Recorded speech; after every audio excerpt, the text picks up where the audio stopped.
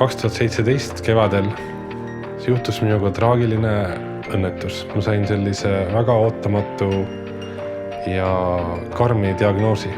See tähendas seda, et ma pean midagi uut õppima, et ma ei saa arhitektina jätkata. Mina kohtusin Jakobiga kirjeldustõlkide koolitusel.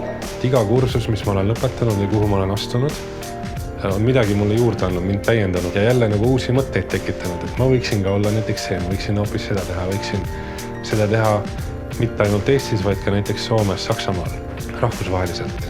Jakobi puhul paistab, et õppimine ei ole justkui õppimine tavalises tähenduses, et ma olen hästi tubli ja sooritan midagi väga suurepäraselt, vaid et õppimine on ellu suhtumine, see on elamise viis, see on hoiak.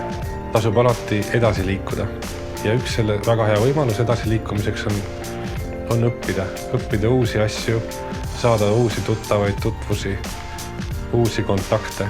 Et mina pooldan sellist edasiliikumist. Et õppimine ise ongi väärtuslik ja seda tuleks teha igal ajal, igas vanuses, igas olukorras. See hoiab sind elurõõmsam.